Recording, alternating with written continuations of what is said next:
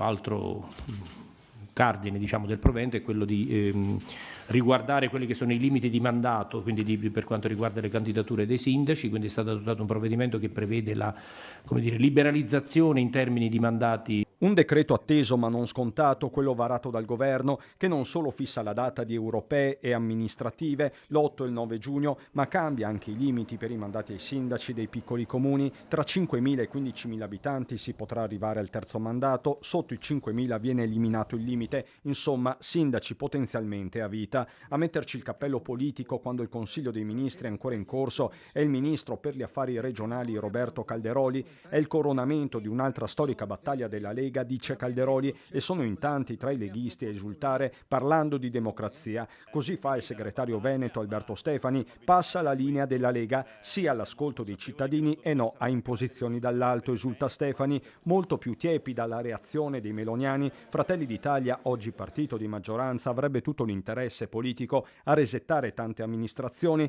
soprattutto in Veneto, dove alle politiche aveva fatto il pieno e dove sono 309 i comuni al voto, oltre la metà del totale, 285 sotto i 15.000 abitanti. Nessuna rendita di posizione, avverte Luca De Carlo.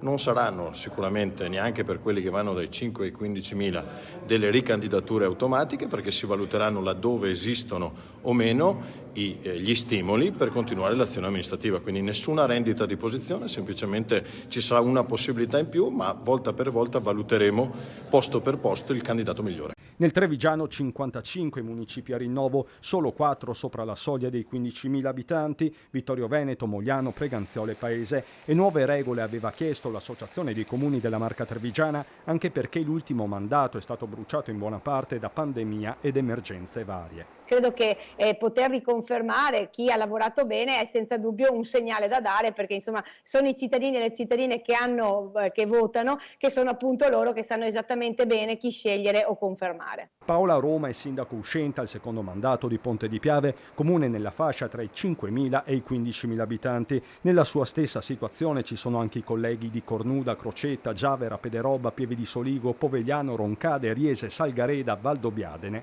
e San Venemiano. Nel nostro territorio ci sono appunto 12 amministrazioni che si trovano nella stessa situazione di Ponte di Piave e che anche loro nella stessa modalità avranno l'opportunità appunto di accedere a questo terzo mandato.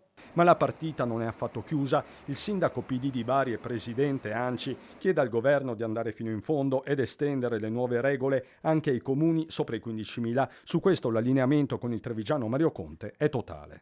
L'appello che faccio al governo è di fare un ultimo sforzo e di uniformare tutti i sindaci, consentendo a tutti, anche ai sindaci delle città del capoluogo, di candidarsi anche per la terza volta.